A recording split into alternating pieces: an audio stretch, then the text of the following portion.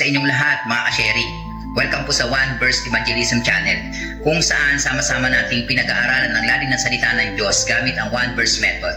Naniniwala tayo na kahit isang talata lamang mula sa Biblia ay sapat upang baguhin ang buhay ng isang tao kapag ito ay tunay na naunawaan at isinabuhay. Kung bago ka pa lamang sa channel na ito, malugod kitang tinatanggap. Kung ang mga mensaheng ito ay makatulong sa iyong spiritual na buhay, inaanyayahan kitang mag-subscribe, i-like, i-share at i-follow ang ating channel upang mas marami pang tao ang makarinig ng katotohanan ng salita ng Diyos. Mga sharing, hayaan niyo magitin ko ang pangunahing talata na ating pag-uusapan ngayon. Ecclesiastes chapter 12 verse 14. Sapagkat dadalhin ng Diyos ang bawat gawa sa kahatulan, pati ang bawat kubling bagay, maging ito'y mabuti o maging ito'y masama. Pa-sharing, sa mensaheng ito, pag-uusapan natin ang isang tanong na walang sino man na makakaiwas. Saan ka patutungo? Well, lahat tayo ay may plano para sa bukas. May plano para sa linggo. May plano para sa susunod na taon. At maging para sa ating kinabukasan.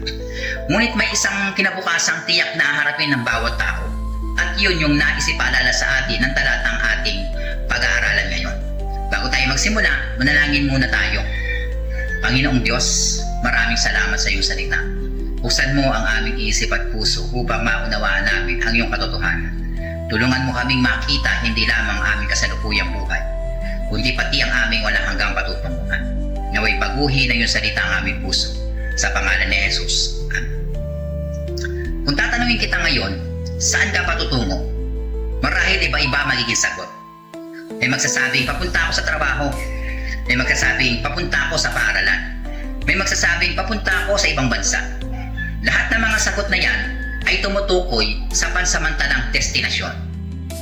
Ngunit ang tanong ng Diyos ay mas malalim. Hindi lang saan ka pupunta bukas, kundi saan hahantong ang buhay mo. Napakabilis ng buhay.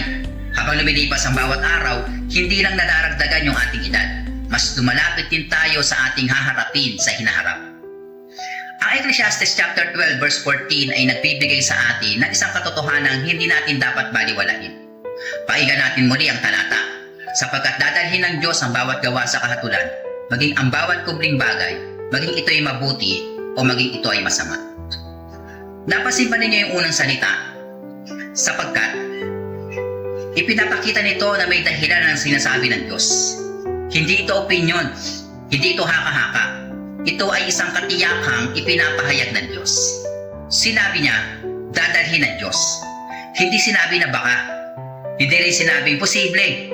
Ang sinabi ng talata ay dadalhin. Ibig sabihin, may araw na haharap ang bawat tao sa Diyos. Hindi lamang ang mayayaman, hindi lamang ang mahihirap, hindi lamang ang relihiyoso, hindi lamang ang mga hindi naniniwala. Kaya sinabi ng talata lahat. Kapag naisip natin ang salitang kahatulan, madalas itong nakakatakot. Ngunit bakit ito sinasabi ng Diyos? Hindi po upang takutin tayo, kundi upang gisingin tayo. Dahil maraming tao ang nabubuhay na parang walang pananagutan. Iniisip nila, wala namang nakakakita, wala namang nakakaalam, kaya walang mangyayari. Ngunit sinasabi ng Diyos pati ang bawat kubling bagay. Napakalalim nito mga ka-sharing. May mga bagay tayong itinatago sa tao. May mga iniisip tayong walang ibang nakakaalam. May mga salitang hindi natin sinasabi ng malakas. May mga desisyong ginagawa natin nang walang nakakasaksi. Ngunit walang lihim sa Diyos. Hindi ito nangangahulugan na naghahanap lamang siya ng pagkakamali ng tao. Ipinapaalala lamang niya na siya ang Diyos na nakakita ng buong katotohanan. Ang tao ay tumitingin sa panlabas na anyo ng tao, ngunit ang Diyos ay nakakita ng kabuuan ng ating buhay. At sinabi pa ng talata, maging ito man ay mabuti o masama. Ibig sabihin, mahalaga sa Diyos kung paano natin ginagamit ang buhay na ipinagkatiwala niya sa atin. Ang bawat araw ay may kapuluhan. Ang bawat desisyon ay may kahalagaan. Ang bawat salita, kilos o intensyon ng tao, lahat ay mahalaga sa harapan ng Diyos. Ngayon, ano ang pinapakita ng talatang ito tungkol sa Diyos? Ipinapakita nito na ang Diyos ay banal, makatarungan at walang kinikilingan. Hindi siya nalilinlang ng ating panlabas na anyo. Hindi siya naiimpluwensyahan ng ating posisyon. Hindi lang siya tumitingin sa ating reputasyon. Nakikita niya ang buong katotohanan sa ating buhay. Ano naman ang pinapakita ng talatang ito tungkol sa tao? na ang ating buhay ay may pananagutan. Hindi tayo nabubuhay ng hiwalay sa Diyos. May pananagutan tayo sa paraan ng ating pamumuhay. Ito yung dahilan kung bakit mahalagang itanong natin hindi lamang kung ano ang gusto kong gawin, kundi ano ang magiging bunga ng buhay na pinipili kong tahakin. Mga ka-sharing, habang naririnig natin ang mensaheng ito, maaaring itanong natin sa ating sarili, kung ngayon na araw, aharap tayo sa Diyos, handa ba tayong humarap sa Kanya? Hindi ito tanong upang magdala po ng takot.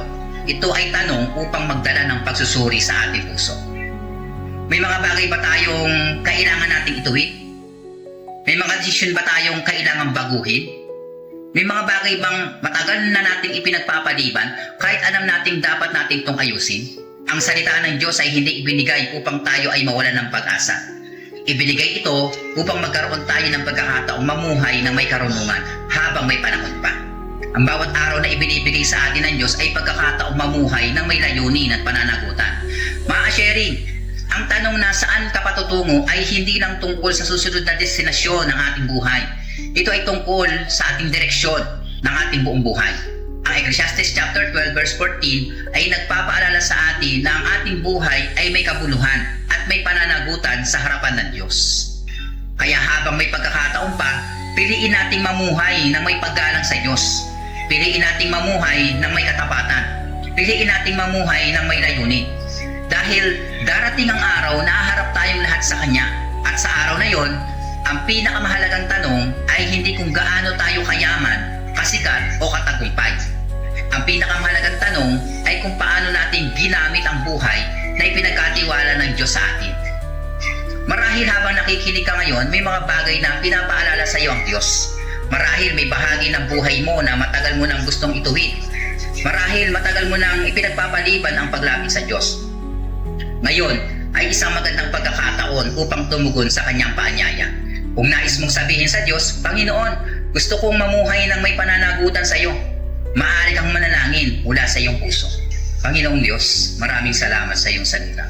Salamat sa paalala na ang aking buhay ay mahalaga sa iyong paningin. Salamat din binigyan mo ako ng pagkakataong suriin ang aking puso. Tulungan mo akong mamuhay ng may katapatan, may paggalang sa iyo, at may layuning nagbibigay ng kalatian sa iyo.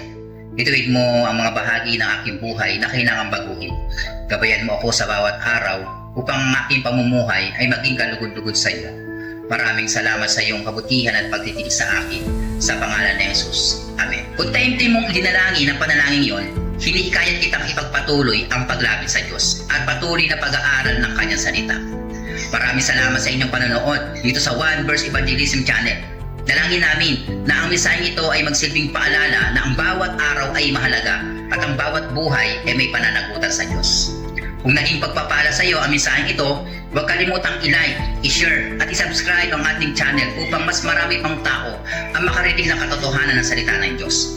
Lalagay ko na din po ang link ng aming Facebook page, YouTube channel at TikTok sa comment section. Maaari po kayong mag-iwan ng comment at bumisita sa mga ito. Hanggang sa muli, tandaan natin, ang direksyon ng ating buhay ngayon ay may kaugnayan sa ating haharapin bukas. Pagpalain po kayong lahat ng ating Panginoon.